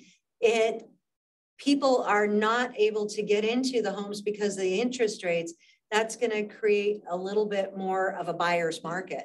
So we may have a little bit more negotiating power in looking at some of those properties that are available. I like the idea of the sliding, you know, the variable lot length depending on the location. Well, and I'm kind of growing into the idea. I didn't like it at first, but I'm kind of liking that idea of the density and the quaintness and the closeness of downtown. And as you spread out from there, it kind of gets a little more, you know, roomy. But when you want to go to where the action is, it's like, let's go to downtown. And you've got different things going on down there. And the other thing to consider with that is if you can put more businesses downtown or bring more businesses into the town, it helps with the tax base as well. Absolutely. Obviously, one of our biggest events is Gold Rush as well, which occurs downtown, right? And so all of those things have to be taken into account, and how do we keep that character and things that we want? Because I know there's small cities and towns that I grew up with, and I just love the downtown and all these little storefronts. You know, as a kid, I could go to the little ice cream parlor and candy shop, and then the little store. Right. You know, it's kind of nice having that, you know, sort of thing. It brings the community together. I think that's some of the things that best at smaller lots and sizes. You have a little bit more community family feel, brings some density, and to your point, Jim, tax revenue. Which can help also support things like the sewer project and things. When you have more users and more people, it allows you to do more things, and that also supports more businesses. Yeah, I see some real advantages that we're going to have to get creative to, you know, figure out how to attract what it is that we're looking for. But I think this is a really good start point of what's coming out here. And, you know, again, if you're one of those areas that's got smaller lot sizes, if they're two neighbors and a lot in between, go and split it up and say, okay, we can make a larger lot, but have it where three will split 1.5, you know, or different things that way off of creativity. So Beth, did I hear you correctly? This is something much like Stantec helped us with our future land use plan and putting that together. Phil was essential in that. Obviously, we have to go to council because there's costs involved every time we use Stantec. But this is something that you guys can help us sort of start, you know, get some additional information and things, right? I think the next step, Paul, would be Phil and I working together on a little mini scope and budget for you. I think Phil might have some ideas of how to have that discussion with you and how to prioritize what are the top priorities for determining lot size and density. And so I would suggest that Phil and I work together to put together a scope and budget and then present it to you and have a discussion about the details. How does that sound? So that sounds great. And obviously it goes to council for their. Yes. We don't approve anything. We have no money. No planning and zoning has no power, no money. Volunteer. I get a title. But council is where it's at. And we got our mayor here too. So I turn to you guys, but I think that's a great next step to see, because I think we want to do it right. Absolutely. And much like the future land use plan, you guys provided valuable input, services and things to get us to a point that actually is very good. I think we want to do this right. Absolutely. I also think this is something that I don't know if this is normal, Beth, but much like we do with future land use plans, we have public hearings and things to get people in. Because I would want to get the public's input on, you know, thoughts and proposals, you know, as you show, hey, these are something like this, right? You know, is this what you guys want, right? For the people who live here, right? And so having those informational sessions and meetings and gathering public feedback in the planning process, not after, engage the public and the people, the residents who live here, to make sure that everything that we do is what the community wants. Well, and we want to have it develop to a point that we can cast a vision for them. Because if there's no vision, there's nothing for them to buy into.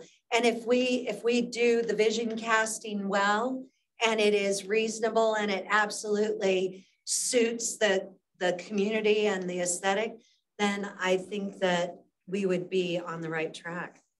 So if I can ask for a clarification then. So Paul and Wendy, it sounds like what you're saying is that we should probably scope out some community engagement for sure. There might be a benefit in doing some little informational elements at the beginning to cast that vision, as you said, Wendy. We have a lot of information here to give the public some background so they can provide informed input.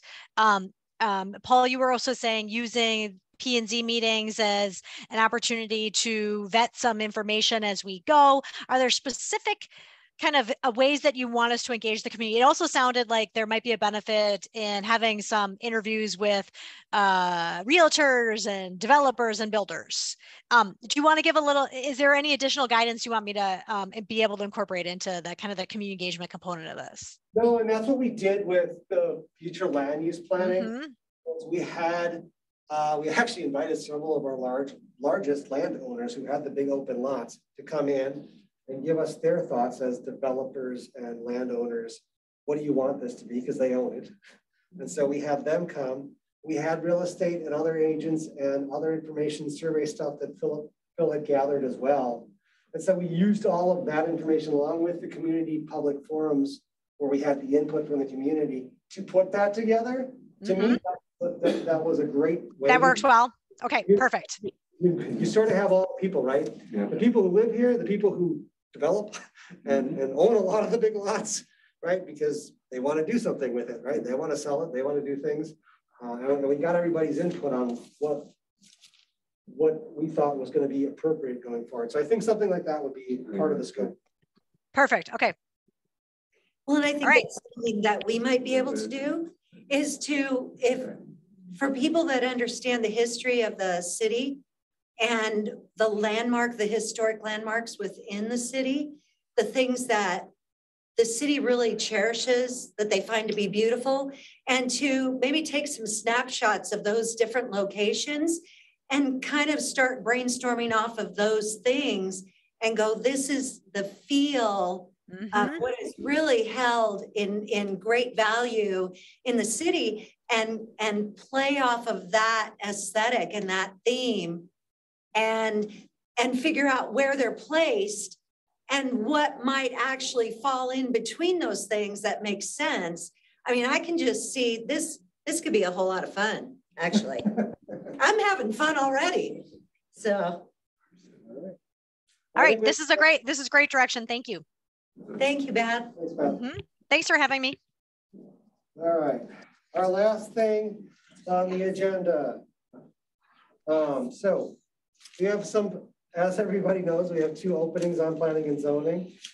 And fortunately, we have some people with us this evening who have expressed interest and actually have some experience. We need to make a proposal for this to move ahead so that we can kind of, you know, instead of just stopping here. So if you want to make a formal recommendation for it, we can. Yeah. Okay. So I make a motion, or I propose that Santec come back with an RFP for those lots. We should do it or in-house. we should do an RFP and put it out there. And get it out there. Can you please tell me what RFP stands for? A request for proposals. Got it. Thank you. Yeah. So we define the scope. Yeah. They're going to respond to that. And I'm new to the city, so I don't need to step on any toes, but I look entirely around this room, it's all spam. And I'm not saying there's anything bad about that. I'm just saying I don't have enough experience to know how you've been awarding all of those contracts. So just a caution. This is good. As Paul pointed out. But no, but it's. Don't mean to rain on the parade. No, you're fine. I just want to capture. So Jim, then your motion would be changed to requesting city council put together an RFP. For an RFP. Right. From Stantec or another to look at this. Yeah, to look at the lot sizes, adjusting lot sizes. Okay, there's. Just to expand on that, because your discussion wasn't just about the discussion of lot sizes. It was about the development of the city. All that you had, okay, was involving the community and coming together. And it would be what I'd refer to as a workshop that we're able to get everybody here communicating with what there is in the community. Sometimes trying to do it in city council you're restricted by what you can do and what you can say in the council. Having a work session here would be more advantageous than it would be going to the council. I think this is a place where it should start. So you're saying have a work session and then take the proposal back to the council based on the work session. Yeah, but this way we can have an open discussion and work it through the planning and zoning that will fit inside of our organization much easier to have the interaction and to be able just to work and toss ideas together. I think this is a place to develop that scope Yes. that you want to include. Exactly. And then take it to council. So devil's advocate. So the way the future land use plan worked is, in this case, Stantec was the one who helped coordinate and get those community engagements set up, to get the developers here, to get the landowners here. Because I can tell you right now, look how many people show up. Yeah. Yeah. Even when we have our sewer and water meetings and open houses, look how many people show up. Yeah. We don't get those people here, but when we have focused groups and things targeted to them and invitations and things, they come. And Stantec helped identify all of those people. I mean, obviously we know a lot of these landowners and developers and things ourselves from the city standpoint, and we have contacts and addresses of everybody, right? But I think that's part of the thing where having somebody help us with that, it actually made it the process to me. We had more engagement, community involvement with it. My fear is everybody's busy and we'll have something and nobody comes, right? And then it's us making. Yeah, no, I hear your point. So what your suggestion is that if we have some finances with Stantec to be able to put that together, that would help bring the other people that there are in to be able to do it. So we need a proposal to be able to have some funds. Is that what you're trying to say to make it? And I don't think we do. I think that's included. We include that in the RFP, right? That's part of what we want them to put in their proposal. Okay.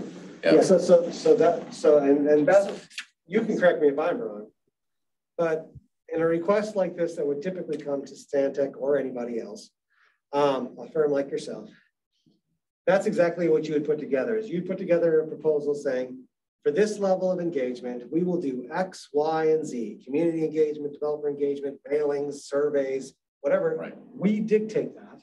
Yep. They would put together a proposal that would say, we will do X, Y, and Z for X amount. Right. Right. And then the city says, hey, that's too much. Let's scale that back. We don't have that kind of funds.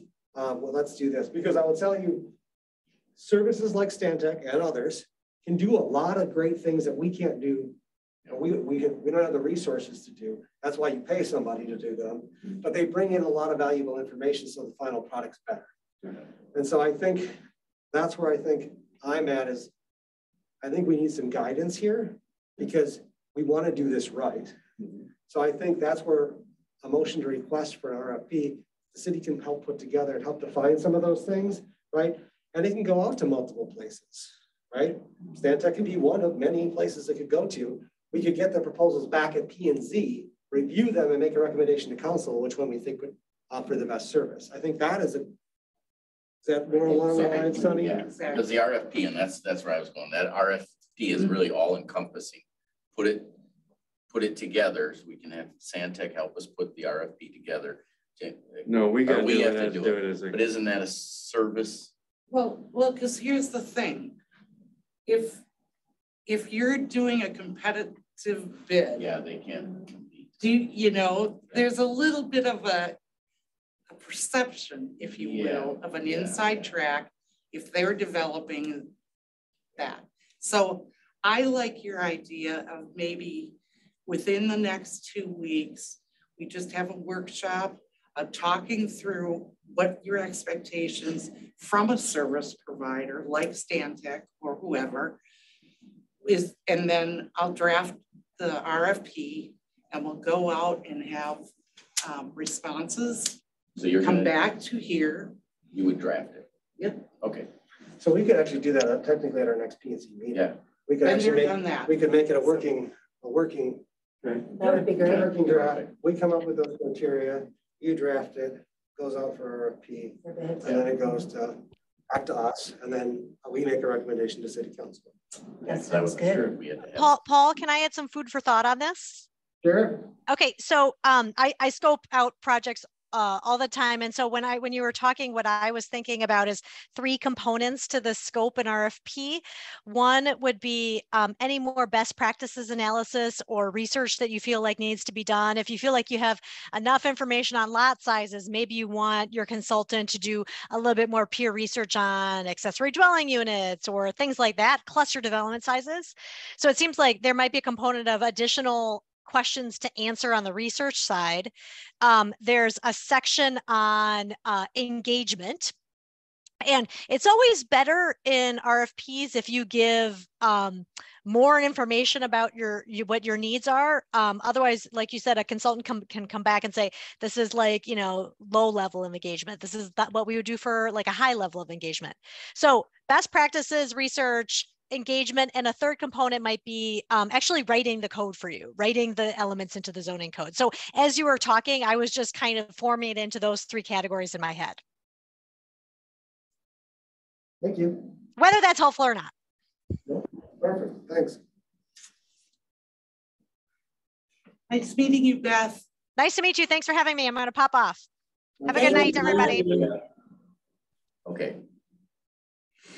So we have a motion to. Well, we don't need, if we're. We don't need a motion if we're gonna If we're do doing this at our next meeting, I'm just gonna put it on the Okay. future agenda. So that's our That agenda. sounds So good. we'll create it. So 2 things, an RFP and a workshop to put the RFP together. Yeah, and that was just kind of tag teaming off your thing. I mean, if you're trying to, keep this momentum flowing, if you want to have, like I say, a workshop within the next 2 weeks, and then, or if you want to wait, that's fine, but then you have to give time for people to respond to the RFP. So then you're not looking until like September. My fears are it's summertime. Yeah. It's hard to get people together. That's just my feeling. I could be wrong, but Yeah. That's good. and it's still going to be a slower process. I mean, the future land use plan was over 1.5 years of going from start to finish. So it wasn't a sprint. The turtle wins the race, right? So slow and steady. I think the fact that we keep this on our agendas and we keep this moving. Obviously, it took us months to get here because we didn't have a meeting. This was supposed to technically happen back in April, and then we could have had a May. We could have done this sort of meeting.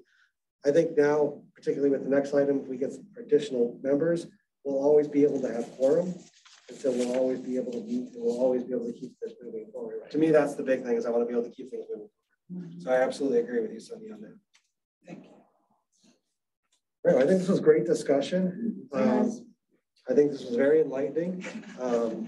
My first P&Z meeting, and I'm so excited. See, it's fun, which is great because we want excitement for our potential new members. And so with that, I'm going to go to our 5th agenda item.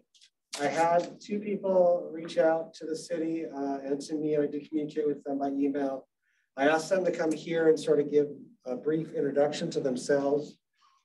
Both Kathy and Colleen actually have previous planning and zoning experience, but I'm going to let them talk about themselves. So Kathy, did you want to introduce yourself and tell us a little bit of background and why you might be interested in joining planning and zoning, hopefully? Do you want me to hit the podium or hang out? It's whatever you're comfortable with. It's not a public hearing, so you don't technically, if you want to.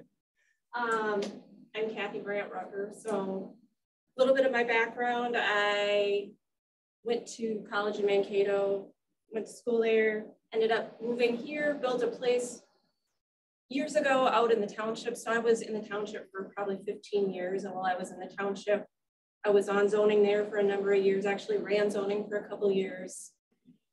You have some interesting public hearings. I have actually seen this room completely filled for public hearings, but it was on chickens. So everybody, there are some special districts out in the township where there are some closer residential units, but in order to do it in the township, they did it as special residential districts. So like down to Sandy Point or some of the other places. There's a couple of those. I was on there for a number of years, and then I did end up moving myself and my kids to Pine Island for a number of years. And just in the last 2 years now, in the middle of the pandemic, me and my new husband built a house over on that side of Orinoco now instead of that side. So I'm over there with my new husband, and me and him and all of our kids and Brady Bunch family are kind of hanging out there, and we built smack dab in the middle of the pandemic. So that was a whole different experience.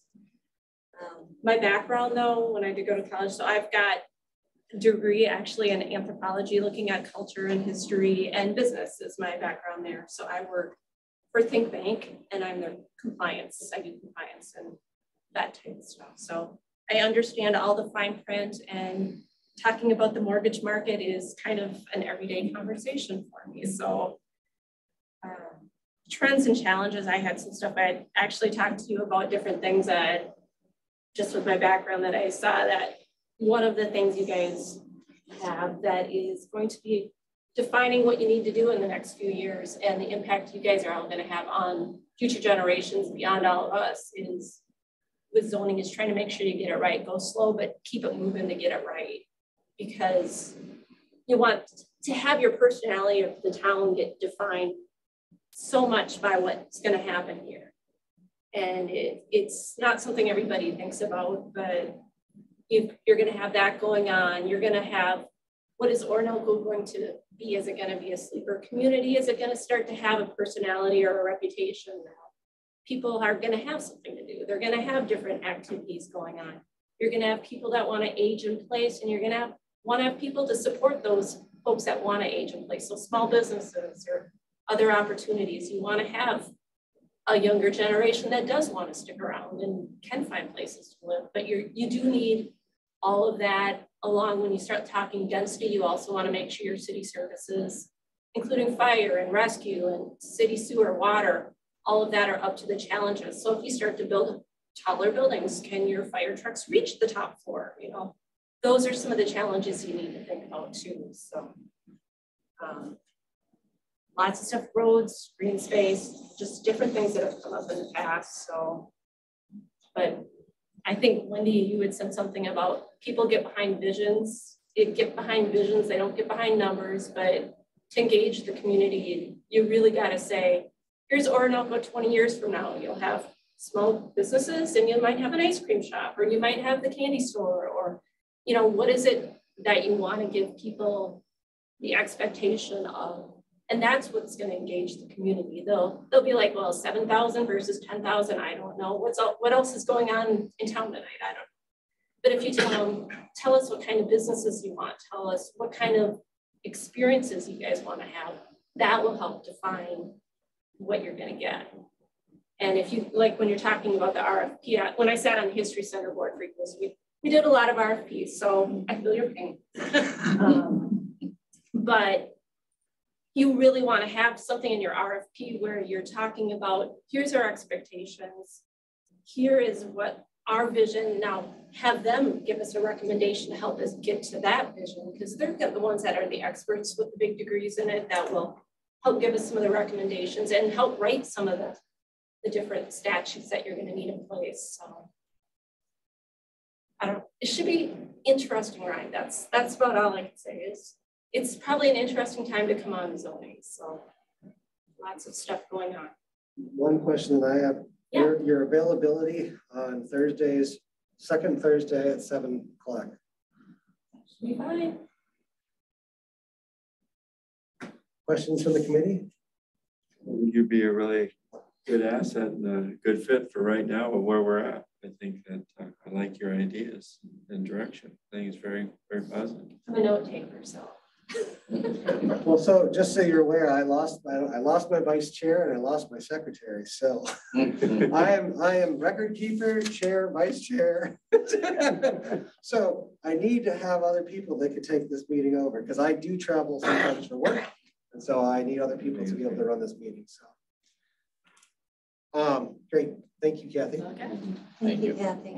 Colleen, if you want to come up and introduce yourself, you also have planning and zoning experience from Ohio.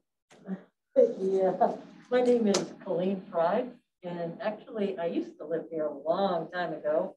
My parents bought the house up on 3rd Street, or 3rd Street Southeast.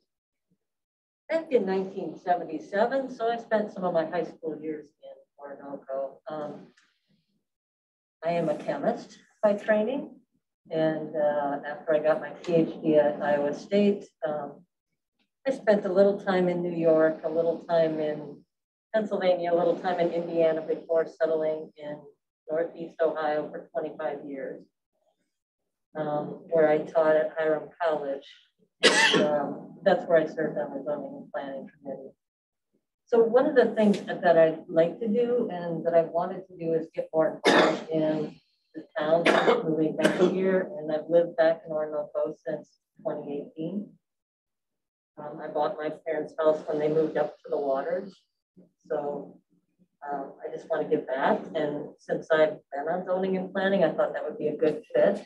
So let me tell you also a little bit about Hiram, because I think it has some of the same challenges, and we face some of the same challenges that we all face right now. Hiram was a small village in Northeast Ohio, 1 mile square. In the center of it was a college. College arrives, population doubles. So you have struggles between what the college wants to zone, what the village itself wants to zone, and then because of how Ohio structures things, you've got a township that is also influencing what the village can do and the coordination there. So when I was serving on the zoning and planning there, we had to deal with, certain regulations for the college that would, again, allow you to build a tall enough building that the fire truck might be able to hit, and what part becomes college that allows a high density population. And then you have your village, your sweet little village in there, and your downtown area that's a more dense area. And then you do have a little bit on the outside where there's still some farms. And so you have to allow some agriculture in there too. And I will say that what worked really well, you're talking about trying to get to a place where you want to bring in an RFP, is having somebody like Stanek or somebody else do a roundtable discussion where you have people, you're inviting the whole population to talk about what are things you like, what are things you don't like. And, sometimes you do it with sticky notes. I don't know if you've ever done those, right? Where people go around and post things about what they like, and then the committee can pull it together and decide, well, is this where we're going to go, or is this not where we're going to go? How many people like this kind of idea? How many don't? Because you're going to have, I think, a lot of struggles with how dense you want to be. Do people feel like they're being forced to? And things like that. So I've been involved with those kinds of discussions on a wider basis. When I was in zoning and planning, I served as a representative to the county zoning and planning board. So within Ohio, what you had to do is you had your village zoning and planning, township zoning and planning. And each of the villages and townships had to go to a county-wide zoning and planning to share their ideas. So I served as a representative looking at a bigger plan for the county as well. So that's sort of my background in terms of zoning and planning. I guess I don't have any strong feelings right now about where Orinoco's going, except it needs a plan. So it's not like I feel like it should do this. I obviously, when I grew up on 3rd Street, it was all farmland where River Park is now. And so I've seen it change, and I think it's to the better. To your point, River Park failed a couple times when it was going through its development phases, where it just paused, and there'd be 2 houses there for the longest time, and nothing happened. So you got all that sort of economic stuff that's going to flow into it. So that's a little bit about my zoning and planning. In terms of what I do now, I work at the County Public Health in the environmental lab. So we mostly do radon testing and water testing for well water and stuff like that. So I'm aware of And really like that we're going to a now sewer system here because that'll help with water quality and drinking water for all of us. But I guess that's a little bit about me, so. I'm gonna ask you the same question. Availability Thursday, second Thursday of the month at 7 o'clock. Yes. I do have 2 parents that are aging, so, you know, we have those emergencies that go on with aging. Yeah, that's okay. Questions? I think it's a great fit too. I do. Thank you. I did have. Thank you, Klein. I don't see Kyle here. I did have one other person didn't come, but I think we have 2 people who have previous experience and with great potential new members, and we have 2 openings. Does this group want to make a recommendation to City Council? Because City Council is the one who makes the appointments. We just make recommendations. I make a recommendation that we hire these 2 or put these 2, but not hire. Volunteer. There's no payment. We volunteer the 2. For the record, don't want you to think we'll get paid. We volunteer the 2. Doubling the salary just for you 2. Voluntold. That's all right. I got 5 years of back checks I haven't gotten. Yeah, really. I can't even get a dilly bar. All right, so Jim, you're making a motion. Is there a second? Second. Oh, that's close. Go for it, Scott. Scott will give you the second. All those in favor? Aye. I don't even need to say any opposed because I think we're all in favor. So we'll make that recommendation to City Council. I don't know if you guys are available on Tuesday. It'll go to them. If you are, great. If you're not, don't worry about it. I know I told you about tonight's meeting because this was more important. We wanted to get to know you. And usually City Council, well, you got 2 members and the mayor right here. Usually they don't say no. And we really do need people. And I am looking for some people that do some leadership roles because again, Mark, who was with me for 10 years, just retired and he was my vice chair. And then our secretary also had left. So there are some potential openings from a leadership standpoint. Just putting them out there. No pressure. No pressure. No. All right. That is our official last thing on our agenda. So with that, 8:55, I am going to make a motion that we adjourn. Second. Thanks, Jim. I didn't have to ask for the second. All those in favor? Aye.